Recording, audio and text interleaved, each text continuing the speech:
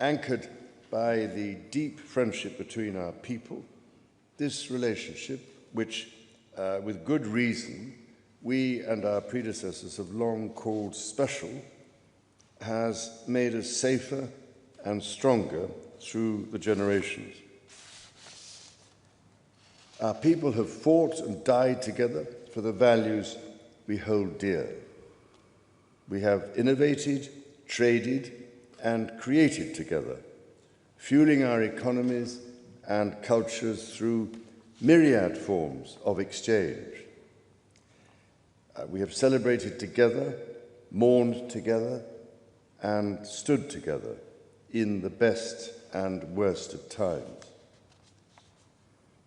Mr. President, as we approach the 250th anniversary of the Declaration of Independence next year, it is remarkable to think just how far we have come. I cannot help but wonder what our forebears from 1776 would make of this friendship today. The rebel commander and pioneering First President George Washington famously vowed never to set foot on British soil.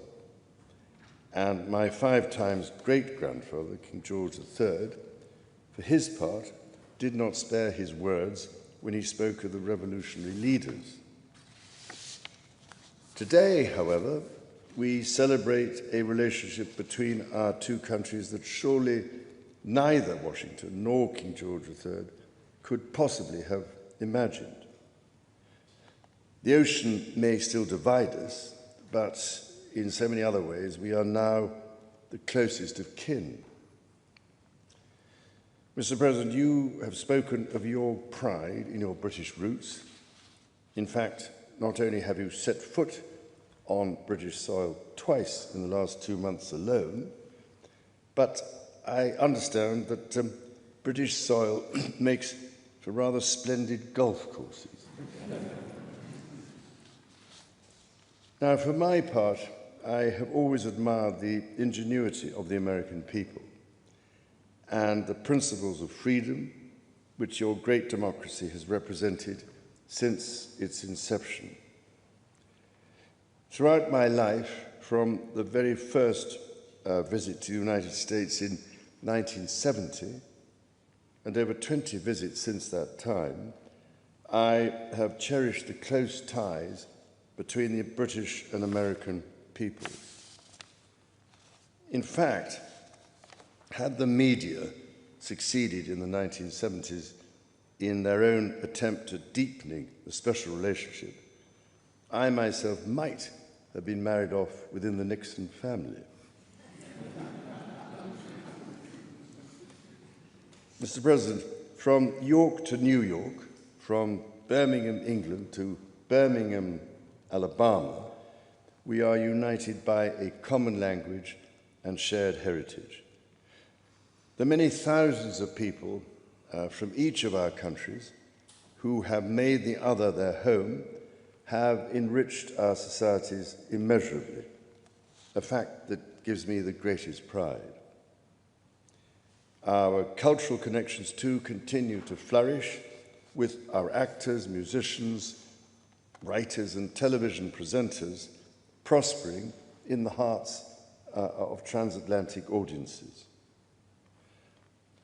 Today, our alliance spans every field of endeavour and shows vast potential for growth. The United Kingdom was your partner in the first trade deal of your administration, Mr. President, bringing jobs and growth to both our countries. And no doubt we can go even further as we build this new era of our partnership. Our two nations have an exceptional legacy of shared discovery. Together, we laid the foundations of nuclear science, mapped the human genome, and built the internet, upon which all contemporary commerce, communication, and defense is based. Together, our scientists and engineers are shaping the world of tomorrow, not least with new partnership agreements on technology and the prosperity that stands to bring. Our countries have the closest defence, security and intelligence relationship ever known. In 2 world wars, we fought together to defeat the forces of tyranny. Today, as tyranny once again threatens Europe, we and our allies stand together in support of Ukraine to deter aggression and secure peace. And our AUKUS submarine partnership with Australia sets the benchmark for innovative and vital collaboration. The successes of the British Redcoats and of George Washington's Continental Army today stand shoulder to shoulder, brothers and sisters in arms, protecting the freedoms we both cherish. Our countries are working together in support of crucial diplomatic efforts, not least of which, Mr. President, is your own personal commitment to finding solutions to some of the world's most intractable conflicts in order to secure peace. In striving for a better world, we also have a precious opportunity to safeguard and to restore the wonders and beauty of nature for the generations who follow us. We share the ambition and determination to preserve our majestic lands and waters, above all, to ensure that we have clean water, clean air, and clean food. Our legacy for the next 250 years and beyond is to ensure that our children, grandchildren, and those who come after them can experience the awe and magnificence of the natural treasures found in the countryside, on the coasts, in the seas, and in the national parks established by your predecessors and mine. Mr. President, Mrs. Trump, the bond between our two nations is indeed a remarkable one. Forged in the fire of conflict, it has been fortified through our shared endeavours and burnished by the deep affection between our people. Tested time and again, it has borne the weight of our common purpose and raised our ambition for a better world. So, in renewing our bond tonight, we do so with unshakable trust in our friendship and in our shared commitment to independence and liberty. Therefore, as we celebrate this unparalleled partnership, allow me to propose a toast to President Trump and the First Lady, and to the health, prosperity, and happiness of the people of the United States of America.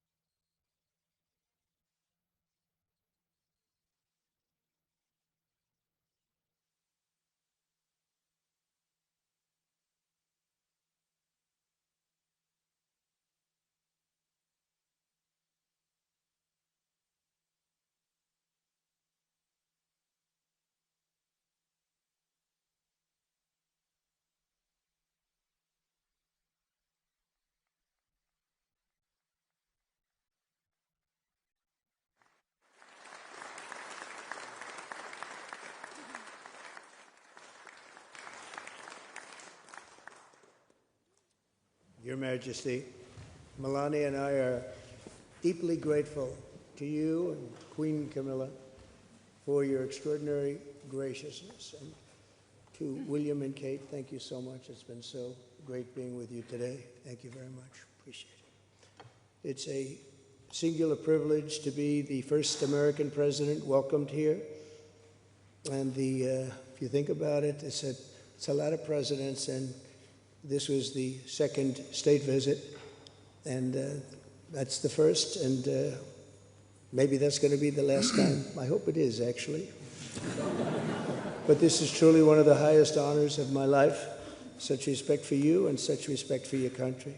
For many decades, His Majesty the King has epitomized the fortitude, nobility, and the spirit of the British monarchy and the British people.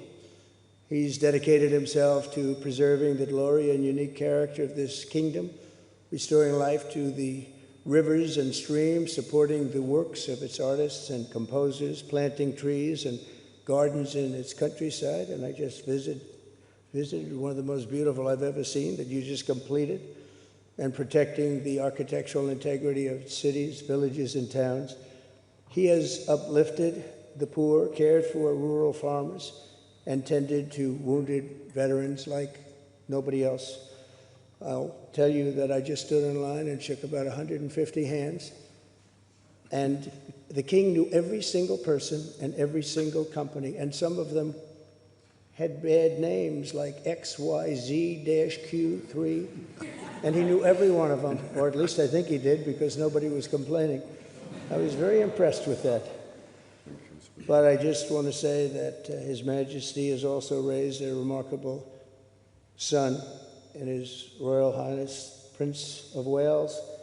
Really amazing. We've gotten to know you, and I think you're going to have an unbelievable success in the future. Melania and I are delighted to visit again with Prince William and to see Her Royal Highness, Princess Catherine, so radiant and so healthy, so beautiful.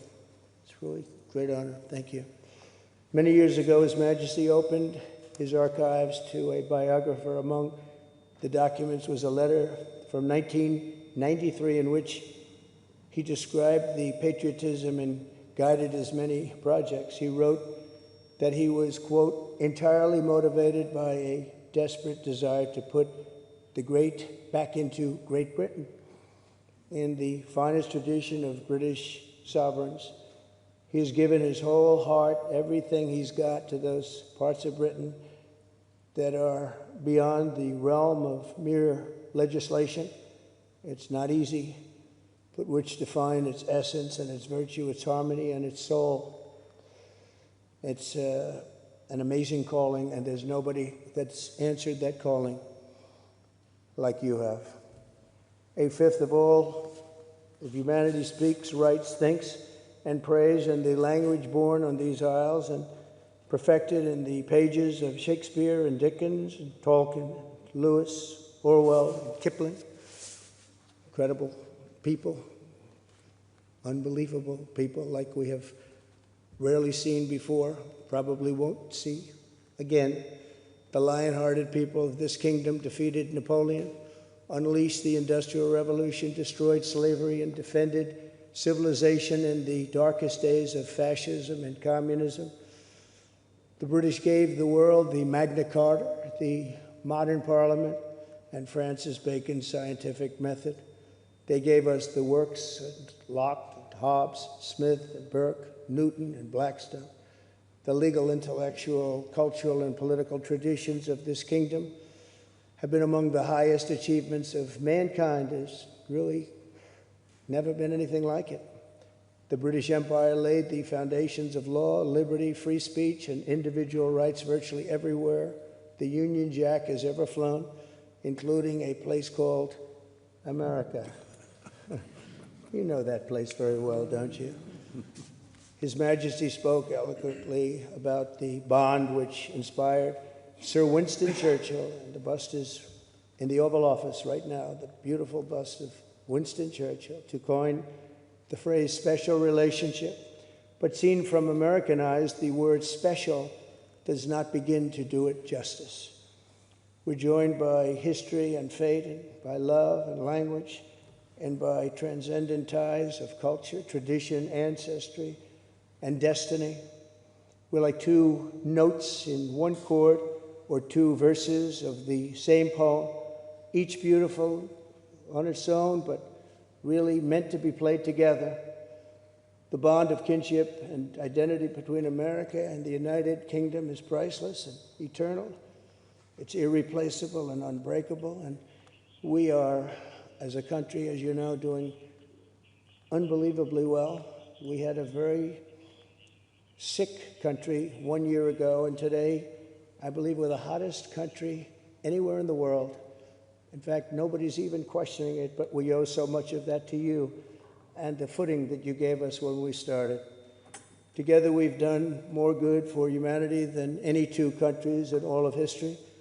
Together, we must defend the exceptional heritage that makes us who we are, and we must continue to stand for the values and the people of the English-speaking world, and we do indeed stand for that.